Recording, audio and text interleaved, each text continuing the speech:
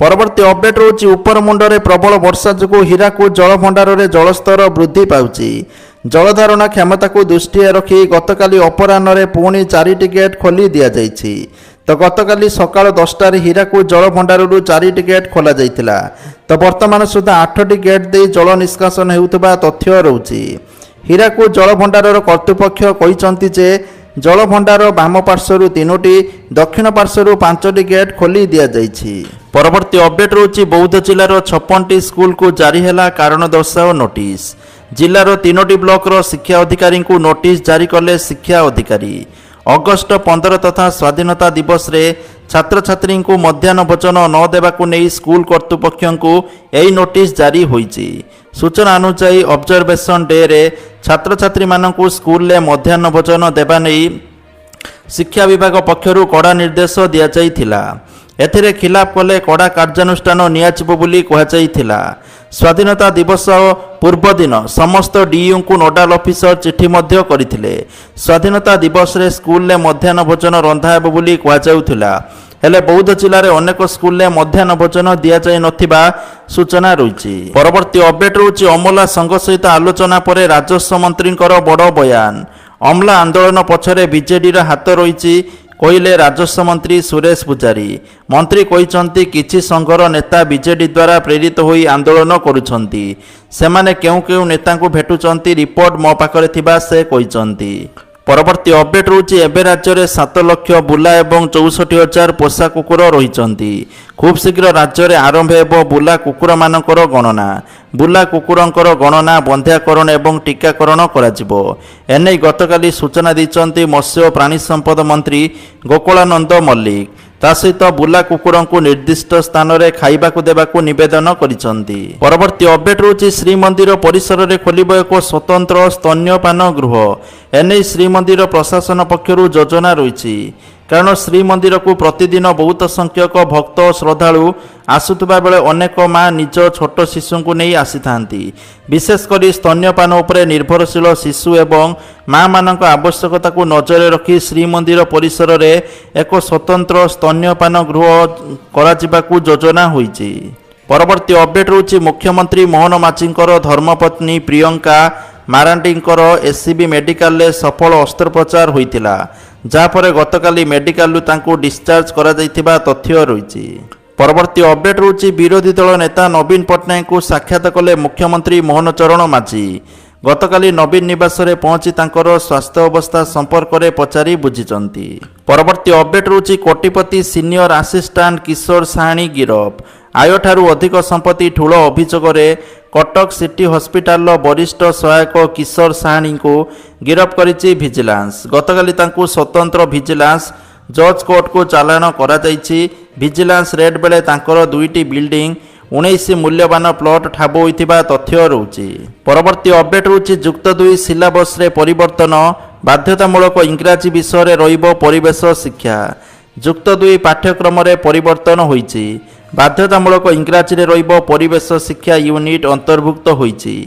MIL विषय अंतर्भुक्त हैला मूल्यबोध शिक्षा यूनिट। परिवेश एवं मूल्यबोध शिक्षा उपरे आसीबो प्रश्न। 2025-26 शिक्षा वर्षर जुक्त 2 छात्र छात्री देबे परीक्षा। परवर्ती अपडेट रोची आसंता 27 तारिख पर्यंत राज्य में प्रबल वर्षार संभावना। बंगोपसागर लघुचाप क्षेत्र जो अगस्ट 27 तारिख पर्यंत ओडिशा रे प्रबल वर्षा हेबार संभावना थिबा तथ्य रहुछि। एथिपाई विभिन्न जिला को वार्निंग जारी करा जाइछि।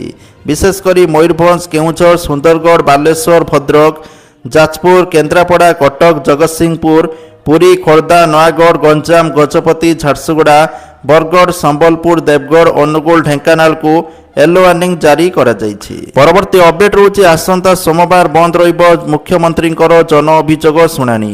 भुवनेश्वर में मुख्यमंत्री मोहन माझी आसंता जन अभियोग शुणाणी अधिवेशन अगस्ट 25 सोमवार पाई बातिल करा जाइथिबा तथ्य रहउछि। परवर्ती अपडेट रोची पूरण हेबो 300 अग्निशम पदवी बोली मुख्यमंत्री कहिसंती। आउरी 300 अग्नियोद्धा पदवी पूरण कराजिबो। विपर्यय क्षेत्र में किभली भल काम कराजिबो सेथिपाई राज्य सरकार सबुबले चेष्टा जारी रखिचंती। ପରବର୍ତ୍ତୀ ଅପଡେଟ୍ ହେଉଛି ପ୍ରଧାନମନ୍ତ୍ରୀ ନରେନ୍ଦ୍ର ମୋଦି ଆସନ୍ତା 29 ତାରିଖରୁ 4 ଦିନିଆ ଜାପାନ ଓ ଚୀନ ଗସ୍ତରେ ଯିବେ। ଶୁକ୍ରବାର ବୈଦେଶିକ ମନ୍ତ୍ରାଳୟ ପକ୍ଷରୁ ଦିଆଯାଇଥିବା ସୂଚନା ଅନୁଯାୟୀ ପ୍ରଧାନମନ୍ତ୍ରୀ ପ୍ରଥମ ପର୍ଯ୍ୟାୟରେ 29 ଓ 30 ତାରିଖ 2 ଦିନ ଜାପାନ ଗସ୍ତ କରିବେ। ପରେ ଅଗଷ୍ଟ 31 ଓ ସେପ୍ଟେମ୍ବର 1ରେ ଚୀନ ଗସ୍ତ କରିବେ ବୋଲି ତଥ୍ୟ ରହୁଛି। ପରବର୍ତ୍ତୀ ଅପଡେଟ୍ ହେଉଛି ସିଏମ୍ କିଷାନ ଯୋଜନାକୁ ନେଇକି ସିଏମ୍ କିଷାନ ଯୋଜନାର ପରବର୍ତ୍ତୀ କିସ୍ତି 2000 ଟଙ୍କା ଆପଣଙ୍କୁ ନୂଆଖାଇ ବା ଅଗଷ୍ଟ ମାସ 28 ତାରିଖରେ ମିଳିବ ବୋଲି ତଥ୍ୟ ରହୁଛି। ତା ପୂର୍ବରୁ KYC କରିବା ପାଇଁ ପରାମର୍ଶ ଦିଆଯାଉଛି। ପରବର୍ତ୍ତୀ ଅପଡେଟ୍ ରହୁଛି ଆନନ୍ଦପୁରଠାରେ ସତର୍କ ସଙ୍କେତ ଡେଇଁଲା ବୈତରଣୀ ନଦୀର ଜଳସ୍ତର। ସତର୍କ ସଙ୍କେତ 37.45 ମିଟର, ଜଳସ୍ତର ରହିଛି 37.70 ମିଟର। ଉପର ମୁଣ୍ଡରେ ବର୍ଷା ଯୋଗୁଁ ଫୁଲୁଛି ବୈତରଣୀ।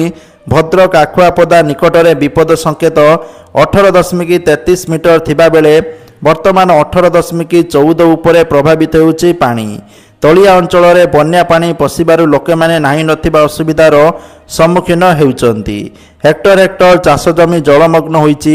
ଚାଷୀଙ୍କର ପରିବା ଫସଲ ମଧ୍ୟ ନଷ୍ଟ ହୋଇଛି। ପରବର୍ତ୍ତୀ ଅପଡେଟ୍ ରହୁଛି ପୁଣି ଭାରତକୁ ଫେରିବ କି ଟିକଟକ୍? ଏନେଇ କ'ଣ କେନ୍ଦ୍ର ସରକାର କହିଛନ୍ତି ଚାଲନ୍ତୁ ଜାଣିନେବା। ତ ଦେଖନ୍ତୁ, କିଛି ବ୍ୟବହାରକାରୀ ଦାବି କରିଥିଲେ ଯେ ସେମାନେ ଟିକଟକ୍ ୱେବସାଇଟ୍ ପରିଦର୍ଶନ କରିପାରିଥିଲେ, ତଥାପି ସେମାନେ ଭିଡ଼ିଓ ଦେଖିପାରିଲେ ନାହିଁ କିମ୍ବା ଆପ୍ ଡାଉନଲୋଡ୍ କରିବା ସେମାନଙ୍କ ପକ୍ଷେ ସମ୍ଭବ ନଥିଲା, ଯାହାକୁ ନେଇ ଏବେ ପ୍ରତିକ୍ରିୟା ରଖିଛନ୍ତି ଭାରତ ସରକାର। ଦେଶରେ ଚୀନ ଆପ୍ଲିକେସନ୍ ଟିକଟକ୍ ପ୍ରତିବନ୍ଧକ ହଟାଇବା ପାଇଁ କୌଣସି ଅନୁମତି ଦିଆଯାଇ ନାହିଁ ବୋଲି କୁହାଯାଇଛି। ଭାରତ ସରକାର ଟିକଟକ୍ ନକଲି ଖବର ପାଇଁ କୌଣସି ଅନବ୍ଲକ୍ କରିବା ନିର୍ଦ୍ଦେଶ ଜାରି କରିନାହାନ୍ତି। ପରବର୍ତ୍ତୀ ଅପଡେଟ୍ ରହୁଛି ସରକାରଙ୍କର ବଡ଼ ଘୋଷଣା। 29 ତାରିଖରେ ଛୁଟି ରହିବ ସରକାରୀ ଅଫିସ। ରାଜସ୍ୱ ମନ୍ତ୍ରୀଙ୍କର ବ୍ୟକ୍ତିଗତ ସଚିବ ଏ ସଂକ୍ରାନ୍ତରେ ବିଭାଗୀୟ ଅତିରିକ୍ତ ସଚିବଙ୍କୁ ପତ୍ର ଲେଖି ଫାଇଲ କାର୍ଯ୍ୟ କରିବାକୁ କହିଛନ୍ତି। ଏଥିରୁ ଚଳିତ ବର୍ଷ ନୂଆଖାଇ ପରଦିନକୁ ସରକାର ଛୁଟି ଘୋଷଣା କରିପାରନ୍ତି ବୋଲି ଜଣେ ବରିଷ୍ଠ ଅଧିକାରୀ ସୂଚନା ଦେଇଛନ୍ତି। ପରବର୍ତ୍ତୀ ଅପଡେଟ୍ ରହୁଛି ପ୍ରଧାନମନ୍ତ୍ରୀ ଗ୍ରାମ୍ୟ ସଡ଼କ ଯୋଜନାରେ ରାସ୍ତା ନିର୍ମାଣ କ୍ଷେତ୍ରରେ ଓଡ଼ିଶା ଦେଶର ଚତୁର୍ଥ ସ୍ଥାନ ହାସଲ କରିଛି। ଆସନ୍ତା 5 ବର୍ଷରେ 30,000 କିଲୋମିଟର ରାସ୍ତା ଏବଂ 500 ସେତୁ ନିର୍ମାଣ କରିବେ ରାଜ୍ୟ ସରକାର। ସଡ଼କ ଓ ସେତୁ ନିର୍ମାଣ କାର୍ଯ୍ୟର ଗୁଣବତ୍ତା ଓ ରକ୍ଷଣାବେକ୍ଷଣ ପ୍ରତି ଗୁରୁତ୍ୱ ଦିଆଯାଉଛି। ନିମ୍ନମାନର କାର୍ଯ୍ୟ ହେଲେ ଦୃଢ଼ କାର୍ଯ୍ୟାନୁଷ୍ଠାନ ନେବେ ସରକାର ବୋଲି କହିଛନ୍ତି। ପରବର୍ତ୍ତୀ ଅପଡେଟ୍ ରହୁଛି KYC କରିନଥିବାରୁ ରାସନ କାର୍ଡ ପାଇବାରୁ ବଞ୍ଚିତ ହେବେ ରାଜ୍ୟର ପ୍ରାୟ 19 ଲକ୍ଷ ହିତାଧିକାରୀ। ଏହି ହିତାଧିକାରୀମାନେ କେବଳ ରାସନ କାର୍ଡରୁ ନୁହେଁ ବରଂ ବିଭିନ୍ନ ସରକାରୀ ଯୋଜନାରୁ ମଧ୍ୟ ବଞ୍ଚିତ ହେବେ ବୋଲି କହିଛନ୍ତି ଯୋଗାଣ ମନ୍ତ୍ରୀ। କାରଣ KYC ନ କଲେ କେବଳ ରାସନ ସାମଗ୍ରୀ ନୁହେଁ ବରଂ ସରକାର ଗରିବଙ୍କ ପାଇଁ କରିଥିବା ଅନେକ ଯୋଜନାରୁ ସେମାନେ ବାଦ ପଡ଼ିବେ ବୋଲି ତଥ୍ୟ ରହୁଛି। ସରକାରୀ ତଥ୍ୟ ମୁତାବକ ଗଞ୍ଜାମ ଜିଲ୍ଲାରୁ ସର୍ବାଧିକ 1,78,000 ହିତାଧିକାରୀ ରାସନ କାର୍ଡ ପାଇଁ KYC କରିନାହାନ୍ତି। ସେହିଭଳି ମୟୂରଭଞ୍ଜ, କଳାହାଣ୍ଡି, କେଉଁଝରରୁ ମଧ୍ୟ ଲକ୍ଷାଧିକ ହିତାଧିକାରୀ KYC କରିନଥିବା ଜଣାପଡ଼ିଛି। ତ ଯଦି ସେମାନେ ସେପ୍ଟେମ୍ବର 30 ଭିତରେ KYC ନ କରନ୍ତି ତାହେଲେ ଆଗାମୀ ଦିନରେ ସେମାନଙ୍କର ନାମ କଟିଯିବ ବୋଲି ତଥ୍ୟ ରହୁଛି। ପରବର୍ତ୍ତୀ ଅପଡେଟ୍ ରହୁଛି ରାସନ କାର୍ଡକୁ ନେଇ ଆସିଲା ବଡ଼ ଖବର। ରାସନ କାର୍ଡ ପାଇଁ ମଧ୍ୟସ୍ଥିଙ୍କୁ ନା ଆସିଲା ଟାର୍ଗେଟ। ରାସନ କାର୍ଡରେ ଯୋଡ଼ି ହେବେ ନୂଆ 7,900 ହିତାଧିକାରୀ। ଭଦ୍ରକ ଜିଲ୍ଲାର ବିଭିନ୍ନ ବ୍ଲକରେ ରାସନ କାର୍ଡ ପାଇଁ ସରକାରୀ ଅଧିକାରୀ ହୁଅନ୍ତୁ ବା ହିତାଧିକାରୀ ସମସ୍ତଙ୍କୁ ହରଡ଼ ଘଣାରେ ପକାଇଥିବା ବେଳେ ସମୟକ୍ରମେ ରାସନ କାର୍ଡରେ ନାମ ଯୋଡ଼ିବା ହେଉ ବା ନୂତନ ରାସନ କାର୍ଡ ସବୁଥିରେ ସୁଧାର ଆସିଛି। ପୂର୍ବରୁ ବ୍ଲକ କାର୍ଯ୍ୟାଳୟ ଆଗରେ ଲମ୍ବା ଲାଇନ୍ ଦେଖିବା ପାଇଁ ମିଳିଥିବା ବେଳେ ତାହାକୁ ସରଳୀକରଣ କରିବା ପାଇଁ ହିତାଧିକାରୀ ପ୍ରଥମେ ଅନଲାଇନ୍ କରି ନିଜ ଅଞ୍ଚଳର ରାସନ ଡିଲରଙ୍କ ପାଖରୁ KYC କରିବା ପରେ ନାମ ସଂଯୋଗ କରାଯାଇଥିଲା। ତେବେ ଭଦ୍ରକ ବ୍ଲକ ଜାତୀୟ ଖାଦ୍ୟ ସୁରକ୍ଷାରେ ସରକାରଙ୍କ ତରଫରୁ ଆସିଥିବା ଟାର୍ଗେଟ ପୂରଣ ହୋଇଛି ଏବଂ ମୃତ ଓ ବିବାହିତ ହିତାଧିକାରୀଙ୍କ ନାମକୁ ବାଦ ଦେଇ ଅତିରିକ୍ତ ଭାବରେ ଗରିବ ହିତାଧିକାରୀଙ୍କୁ ଯୋଡ଼ାଯାଇଥିବା ତଥ୍ୟ ରହୁଛି। ପରବର୍ତ୍ତୀ ଅପଡେଟ୍ ରହୁଛି PM କିଷାନ ଯୋଜନାକୁ ନେଇ ଆସିଲା ବଡ଼ ଖବର। PM କିଷାନ ଯୋଜନାରେ ଚାଷୀଙ୍କୁ ଏଥର ମିଳିବ 18,000 ଟଙ୍କା। ସିଧାସଳଖ ଏକାବେଳେ ଆପଣଙ୍କ ଖାତାକୁ 18,000 ଟଙ୍କା ଆସିବ। ତ ଏହି ଟଙ୍କା କାହାକୁ ମିଳିବ ଚାଲନ୍ତୁ ଜାଣିନେବା। ଯଦି ଆପଣମାନେ ସେହି ଚାଷୀଙ୍କ ମଧ୍ୟରୁ ଜଣେ ଯେଉଁମାନେ 11ତମ କିସ୍ତି ପରେ ଯୋଜନାର ଟଙ୍କା ପାଇନାହାନ୍ତି ତେବେ ଏବେ ଆପଣଙ୍କ ପାଇଁ ଏକ ସୁବର୍ଣ୍ଣ ସୁଯୋଗ। ସରକାର ସ୍ପଷ୍ଟ କରିଛନ୍ତି ଯେ ଯଦି ଆପଣ ଆପଣଙ୍କର ଡକୁମେଣ୍ଟ ଗୁଡ଼ିକୁ ପୁନଃ ଯାଞ୍ଚ କରନ୍ତି ତେବେ 12ତମରୁ 20ତମ କିସ୍ତି ପର୍ଯ୍ୟନ୍ତ ଅର୍ଥାତ୍ ମୋଟ 18,000 ଟଙ୍କା ଆପଣଙ୍କ ବ୍ୟାଙ୍କ ଆକାଉଣ୍ଟକୁ ଆସିବ। ଏହି ଖବର ସେହି ଚାଷୀଙ୍କ ପାଇଁ ଆଶ୍ୱସ୍ତି ଆଣିଛି ଯେଉଁମାନଙ୍କର କିସ୍ତି କୌଣସି କାରଣରୁ ବନ୍ଦ ହୋଇଯାଇଥିଲା। ପ୍ରକୃତରେ ସରକାର ପ୍ରଧାନମନ୍ତ୍ରୀ କିଷାନ ଯୋଜନାରେ ଉନ୍ନତି ଆଣିବା ପାଇଁ କିଛି ପରିବର୍ତ୍ତନ କରିଛନ୍ତି। ଏଥିରେ ଆଧାର ସିଡିଂ, ଇ-KYC, ଜମି ରେକର୍ଡ ସହିତ ଲିଙ୍କ ଏବଂ ଆଧାର ସହିତ ଲିଙ୍କ ହୋଇଥିବା ପେମେଣ୍ଟ ସିଷ୍ଟମ ଭଳି ପଦକ୍ଷେପ ଅନ୍ତର୍ଭୁକ୍ତ ବୋଲି ସୂଚନା ରହୁଛି। ଯଦି ଚାଷୀମାନେ ଏହି ଔପଚାରିକତା ଗୁଡ଼ିକୁ ସମୟ ମଧ୍ୟରେ ପୂରଣ କରିନଥାନ୍ତି ତେବେ ସେମାନଙ୍କର କିସ୍ତି ବନ୍ଦ ହୋଇଯାଉଥିଲା। ତ ଯଦି ଆପଣମାନେ ପୁଣି ସବୁକିଛି ଠିକ୍ କରୁଛନ୍ତି ତାହେଲେ ଏକାବେଳକେ ଆପଣଙ୍କୁ 20ତମ କିସ୍ତି ପର୍ଯ୍ୟନ୍ତ ମିଳିବ। 12ତମ କିସ୍ତିରୁ ମାନେ 18,000 ଟଙ୍କା ସିଧାସଳଖ ଆପଣଙ୍କ ବ୍ୟାଙ୍କ ଖାତାରେ କ୍ରେଡିଟ୍ ହୋଇଯିବ। ପରବର୍ତ୍ତୀ ଅପଡେଟ୍ ରହୁଛି ଖରିଫ ଧାନ ସଂଗ୍ରହ ପାଇଁ ଅଗଷ୍ଟ 25 ତାରିଖ ପର୍ଯ୍ୟନ୍ତ ପଞ୍ଜୀକରଣ ଅବଧି ବଢ଼ାଇଛନ୍ତି ସରକାର ବୋଲି ତଥ୍ୟ ରହୁଛି। ପରବର୍ତ୍ତୀ ଅପଡେଟ୍ ରହୁଛି ପଞ୍ଜୀକରଣ ପ୍ରକ୍ରିୟାକୁ ନେଇ ଚାଷୀ ଅସନ୍ତୋଷ। ଚାଷ ସମୟରେ ସୋସାଇଟିରେ ନାହିଁ ସାର, ହେଉଛି କଳାବଜାରୀ ବୋଲି ସୂଚନା ରହୁଛି। 3-4 ଗୁଣ ଅଧିକ ଦରରେ ଚାଷୀ ସାର କିଣୁଛନ୍ତି। ଚାଷୀମାନଙ୍କ ଉଦ୍ଦେଶ୍ୟରେ ସରକାର ନିଜ ଆଭିମୁଖ୍ୟ ସ୍ପଷ୍ଟ କରନ୍ତୁ। MSPକୁ ଆଇନ ସିଦ୍ଧ କରିବା ପାଇଁ ଦାବି ହେଉଛି। ବିଧାନସଭାରେ ବିଜେଡି ଚାଷୀ ପ୍ରସଙ୍ଗ ଉଠାଇବ ବୋଲି ପ୍ରସନ୍ନ ଆଚାର୍ଯ୍ୟ କହିଛନ୍ତି। ପରବର୍ତ୍ତୀ ଅପଡେଟ୍ ରହୁଛି ସମୁଦ୍ରରେ ବୁଡ଼ି ପର୍ଯ୍ୟଟକ ନିଖୋଜ। ନିଖୋଜ ପର୍ଯ୍ୟଟକ ହାଇଦ୍ରାବାଦର ବିକାଶ ଚନ୍ଦେ ପରିବାର ସହିତ ପୁରୀ ବୁଲିବାକୁ ଆସି ଗତକାଲି ଅପରାହ୍ନରେ ଲାଇଟ୍ ହାଉସ୍ ନିକଟ ବେଳାଭୂମିରେ ଗାଧୋଉଥିବା ବେଳେ ବୁଡ଼ିଯାଇ ନିଖୋଜ ଅଛନ୍ତି। ଲାଇଫ୍ ଗାର୍ଡ ଓ ଅଗ୍ନିଶମ ବିଭାଗ ପକ୍ଷରୁ ବହୁତ ଖୋଜାଖୋଜି କରାଯାଇଥିଲେ ମଧ୍ୟ ନିଖୋଜ ଯୁବକ ଠାବ ହୋଇପାରିନାହାନ୍ତି। ପରବର୍ତ୍ତୀ ଅପଡେଟ୍ ରହୁଛି ଗୁଗଲ ଲକ୍ଷ ଲକ୍ଷ ଆଣ୍ଡ୍ରଏଡ୍ ବ୍ୟବହାରକାରୀଙ୍କ ପାଇଁ କଲିଂ ଆପ୍ର ଏକ ନୂତନ ଅପଡେଟ୍ ଜାରି କରିଛି। ଏହି ଅପଡେଟ୍ ପରେ ସାରା ବିଶ୍ୱରେ ଆଣ୍ଡ୍ରଏଡ୍ ବ୍ୟବହାରକାରୀଙ୍କ କଲିଂ ଆପ୍ର ଇଣ୍ଟରଫେସ୍ ସମ୍ପୂର୍ଣ୍ଣ ଭାବେ ବଦଳି ଯାଇଛି। ବ୍ୟବହାରକାରୀମାନେ ଏଥିରେ ନୂତନ ଆଇକନ୍ ସହିତ ନୂତନ ବିକଳ୍ପ ମଧ୍ୟ ଦେଖିବାକୁ ପାଇଛନ୍ତି। ପରବର୍ତ୍ତୀ ଅପଡେଟ୍ ରହୁଛି ଯାଜପୁର ଜିଲ୍ଲା ପ୍ରଶାସନ ପକ୍ଷରୁ ନିର୍ମାଣ ଶ୍ରମିକଙ୍କୁ ସହାୟତା ରାଶି ପ୍ରଦାନ କରାଯାଇଛି।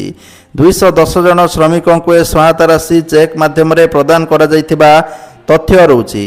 ବିବାହକାଳୀନ ସହାୟତା, ଶିକ୍ଷା ସହାୟତା, ପ୍ରସୂତିକାଳୀନ ସହାୟତା ଏଭଳି ବିଭିନ୍ନ ସହାୟତା ମିଳିଥିବା ସୂଚନା ରହୁଛି। ତ ଯଦି ଆପଣଙ୍କର ଲେବର କାର୍ଡ ଅଛି ଆପଣମାନେ ମଧ୍ୟ ଏ ସହାୟତା ପାଇଁ ଆବେଦନ କରିପାରିବେ। ପରବର୍ତ୍ତୀ ଅପଡେଟ୍ ରହୁଛି ମ୍ୟାଟ୍ରିକ୍ ସପ୍ଲିମେଣ୍ଟାରୀ ଖାତା ପାଇଁ 25ରୁ ଆବେଦନ। ଖାତାର ଅବିକଳ ନକଲ ପାଇବା ଲାଗି ଆବେଦନ କରିପାରିବେ।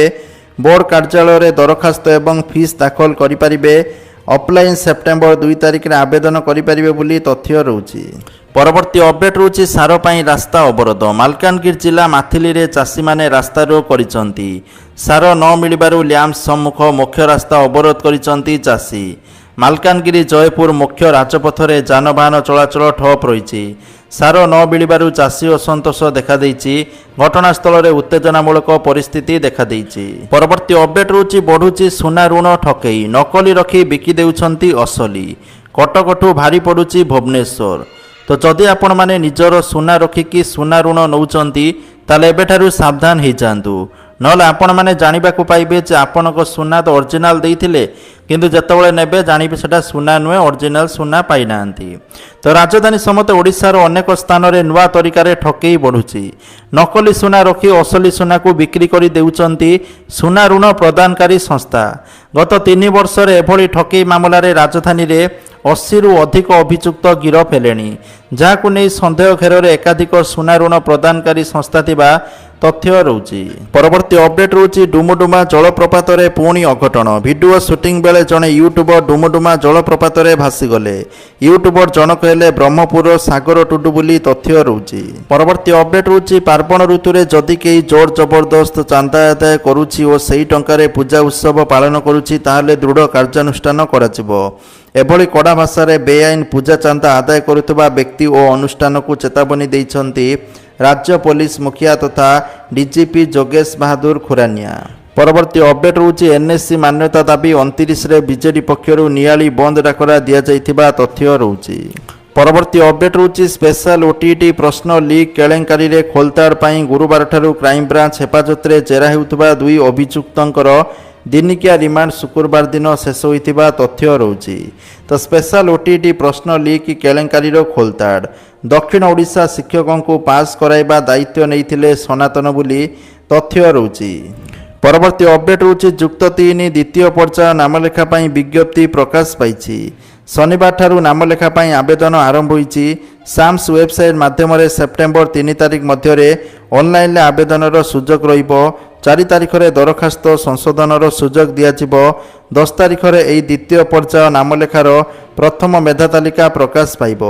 ଏଥିରେ ଚୟନ ହୋଇଥିବା ଛାତ୍ରଛାତ୍ରୀ 11ରୁ 13 ତାରିଖ ମଧ୍ୟରେ ନାମ ଲେଖାଇବାକୁ ସୁଯୋଗ ପାଇବେ। ପରବର୍ତ୍ତୀ ଅପଡେଟ୍ ହେଉଛି ଜଗତସିଂହପୁର ଜିଲ୍ଲା ମୁଖ୍ୟ ଚିକିତ୍ସାଳୟର ଡାକ୍ତରଙ୍କୁ ଦେଖାଇବା ପାଇଁ ଟିକେଟ୍ କାଉଣ୍ଟରରେ ଲାଗିଛି ରୋଗୀଙ୍କର ଲମ୍ବା ଧାଡ଼ି। ଡାକ୍ତରଙ୍କ ସଂଖ୍ୟା କମ୍ ଥିବାରୁ ଟିକେଟ୍ କାଟିବା ପରେ ବି ରୋଗୀଙ୍କୁ ଘଣ୍ଟା ଘଣ୍ଟା ଧରି ଅପେକ୍ଷା କରିବାକୁ ପଡ଼ୁଛି। ରାଜ୍ୟର ପ୍ରାୟ ସବୁ ହସ୍ପିଟାଲର ସ୍ଥିତି ସମାନ, କିନ୍ତୁ ବିଶ୍ୱ ସ୍ୱାସ୍ଥ୍ୟ ସଂଗଠନର ମାନକ ଅନୁସାରେ 1000 ଜନସଂଖ୍ୟାରେ ଜଣେ ଡାକ୍ତର ରହିବା କଥା। ପରବର୍ତ୍ତୀ ଅପଡେଟ୍ ହେଉଛି ଗୁରୁବାର ପଶ୍ଚିମ ଓଡ଼ିଶାର ଗଣପର୍ବ ନୂଆଖାଇ। ନୂଆଖାଇକୁ ନେଇ ଗାଁଠୁ ସହର ଉତ୍ସବର ମାହୋଲ। ବଜାରଠୁ ହାଣ୍ଡି ମାଠିଆ ସାଙ୍ଗକୁ ନୂଆ ଧାନ ନୂଆ ଲୁଗା କିଣୁଛନ୍ତି ଲୋକେ। ଫଳରେ ଚଳଚଞ୍ଚଳ ହୋଇଛି ହାଟ ବଜାର। କପଡ଼ା ଦୋକାନରେ ଗ୍ରାହକଙ୍କର ପ୍ରବଳ ଭିଡ଼ ଦେଖିବା ପାଇଁ ମିଳିଛି। ଚଳିତ ବର୍ଷ ଭଲ ବର୍ଷା ହୋଇଥିବାରୁ ସମସ୍ତେ ଖୁସି ରହିଥିବା ତଥ୍ୟ ରହୁଛି। ପରବର୍ତ୍ତୀ ଅପଡେଟ୍ ହେଉଛି ସୁଭଦ୍ରା ଟଙ୍କା ଚଳୁ କରିନେଲା ହ୍ୟୁଜ୍ ଆପ୍। ହଜାର ହଜାର ମହିଳାଙ୍କୁ ଲଗାଇଲା ଚୁନା। 5500 ଟଙ୍କା ନିବେଶ କଲେ ଦିନକୁ ମିଳିବ 200 ଟଙ୍କା। 16500 ନିବେଶ କଲେ ଦୈନିକ ମିଳିବ 615 ଟଙ୍କା। ନିଜ ଅଧୀନରେ ଯେତେ ଅଧିକ ଲୋକଙ୍କୁ ସାମିଲ କରିବ ଦରମା ଆକାରରେ ମିଳିବ ସେତେ ଅଧିକ ଟଙ୍କା। କିଛି ଏଭଳି ଲୋଭନୀୟ ଅଫର ଦେଇ ନଭେମ୍ବର 2024ରେ ଜଗତସିଂହପୁରର ବାଲିକୁଦ ଅଞ୍ଚଳରେ ଏଣ୍ଟ୍ରି ମାରିଥିଲା ଅନଲାଇନ୍ ମନି ଗେମ୍ ସଂସ୍ଥା ହ୍ୟୁଜ୍ ଆପ୍। ଟାର୍ଗେଟରେ ଥିଲେ ଗ୍ରାମାଞ୍ଚଳର ଯୁବପିଢ଼ି ଓ ମହିଳା। ଆପ୍ରେ ଅଧିକରୁ ଅଧିକ ଲୋକ ଯୋଡ଼ିବାକୁ କୁଲର ଓ ଫ୍ରିଜ୍ ଉପହାରରେ ଦେଇଥିଲା। ବାସ୍ କମ୍ପାନୀର ଲୋଭନୀୟ ଅଫର ଜାଲରେ ଛନ୍ଦି ହୋଇଯାଇଥିଲେ ବାଲିକୁଦା ଅଞ୍ଚଳର ହଜାର ହଜାର ଲୋକେ, ଯେଉଁଥିରେ 1000ରୁ ଅଧିକ ସୁଭଦ୍ରା ହିତାଧିକାରୀ ମଧ୍ୟ ଥିଲେ। ଅଧିକ ଟଙ୍କା ପାଇବା ଆଶାରେ ସୁଭଦ୍ରା ଟଙ୍କାକୁ ଆପ୍ରେ ନିବେଶ କରିଥିଲେ। ହେଲେ ଗତ 20 ତାରିଖ ପରଠାରୁ ଅନଲାଇନ୍ ଆପ୍ ନାହିଁ ଖୋଜ ଖବର। କୋଟି କୋଟି ଟଙ୍କା ଚୂନ ମାରି ଫେରାର ହୋଇଯାଇଛି ସଂସ୍ଥା ବୋଲି ଦେଖିବା ପାଇଁ ମିଳିଛି। ଗତ 8 ମାସ ଧରି ବାଲିକୁଦ ଅଞ୍ଚଳରେ ହଜାର ହଜାର ଲୋକଙ୍କଠାରୁ ଟଙ୍କା ଲୁଟିଥିଲା ଏହି ଆପ୍। ସପ୍ତାହ ତଳେ ଆପ୍ରୁ ଟଙ୍କା ଉଠାଣ ବନ୍ଦ ହୋଇଯାଇଥିଲା। ୱାଲେଟ୍ରୁ ଟଙ୍କା ଉଠାଇବାକୁ ନିବେଶକାରୀଙ୍କୁ ଏକକାଳୀନ ପୁଣି ଥରେ ଜମା କରିବାକୁ କୁହାଯାଇଥିଲା। ଏହି ଆଳରେ କୋଟି କୋଟି ଟଙ୍କା ପାଇବା ପରେ ଆଉ କାର୍ଯ୍ୟ କରିନଥିଲା ଆପ୍ଲିକେସନ୍। ଏନେଇ ଠକେଇର ଶିକାର ହୋଇଥିବା ହଜାର ହଜାର ବ୍ୟକ୍ତି ଥାନାରେ ପହଞ୍ଚି ଅଭିଯୋଗ କରିଛନ୍ତି। ଅନଲାଇନ୍ ଠକେଇ ଭିନ୍ନ କଥା, ହେଲେ ଗ୍ରାମାଞ୍ଚଳରେ ଆପ୍ ଜରିଆରେ ଠକେଇ ହେଉଥିଲା କେମିତି ଜାଣିପାରିନଥିଲା ପ୍ରଶାସନ। ଏହା ପଛର କାର୍ପଟଦାର କିଏ? ଠକେଇର ଶିକାର ହୋଇଥିବା ଲୋକେ କେମିତି ଫେରି ପାଇବେ ଟଙ୍କା? ଏନେଇ ପ୍ରଶ୍ନ ଉଠିଛି। ପରବର୍ତ୍ତୀ ଅପଡେଟ୍ ହେଉଛି ଅଗଷ୍ଟ 29ରୁ ଆମେରିକାକୁ ଯାଉଥିବା ପାର୍ସଲ ପରିବହନ ବନ୍ଦ କରିବ ଡାକ ବିଭାଗ। ଶୁଳ୍କ ବିବାଦ ମଧ୍ୟରେ ନିଷ୍ପତ୍ତି। ପରବର୍ତ୍ତୀ ଅପଡେଟ୍ ହେଉଛି ପ୍ରଧାନମନ୍ତ୍ରୀ ଆବାସ ଯୋଜନାକୁ ନେଇ ଆସିଲା ବଡ଼ ଖବର। ପ୍ରଧାନମନ୍ତ୍ରୀ ଆବାସ ଯୋଜନାର କାର୍ଯ୍ୟାଦେଶ ଆପଣଙ୍କୁ ନଭେମ୍ବର ମାସରୁ ମିଳିବ ବୋଲି ତଥ୍ୟ ରହୁଛି। ତ ଯେଉଁମାନଙ୍କର ଲିଷ୍ଟରେ ନାଁ ଥିବ ବା ସର୍ଭେରେ ଆବେଦନ କରିଥିବେ ସେମାନଙ୍କୁ ନଭେମ୍ବର ମାସରୁ ପର୍ଯ୍ୟାୟକ୍ରମେ ଘର ମିଳିବା ଆରମ୍ଭ ହୋଇଯିବ। ତା ସହିତ ଯେଉଁମାନେ ଅନ୍ତୋଦୟ ଗୃହ ଯୋଜନାରେ ଆବେଦନ କରିଥିଲେ ଲିଷ୍ଟରେ ନାମ ଅଛି ସେମାନଙ୍କୁ ପ୍ରଧାନମନ୍ତ୍ରୀ ଜନ୍ମଦିନରେ ଅନ୍ତୋଦୟ ଗୃହ ଯୋଜନାରେ ଘର ମିଳିବା ମଧ୍ୟ ଆରମ୍ଭ ହୋଇଯିବ। ପରବର୍ତ୍ତୀ ଅପଡେଟ୍ ହେଉଛି ସମ୍ବଲପୁରରେ ମାତିଛନ୍ତି ସାଇବର ଲୁଟେରା। ଲିଙ୍କରେ କ୍ଲିକ୍ କଲେ ଆଖି ପିଛୁ ଲାଖେ ଟଙ୍କା ଗାଏବ। ଠକଙ୍କର ଟେର ପାଉନି ପୋଲିସ। ସାବଧାନ ହୋଇଯାଆନ୍ତୁ, ସମ୍ବଲପୁରରେ ମାତିଛନ୍ତି ସାଇବର ଲୁଟେରା। ବିଭିନ୍ନ ଆଳରେ ଲିଙ୍କ ପଠାଇ ଚୁଟକିରେ ଆକାଉଣ୍ଟ ଖାଲି କରି ଦେଉଛନ୍ତି। ସେପଟେ ସାଇବର ଠକଙ୍କ ମୁକାବିଲା କରିପାରୁନି ସମ୍ବଲପୁର ସାଇବର ଥାନା।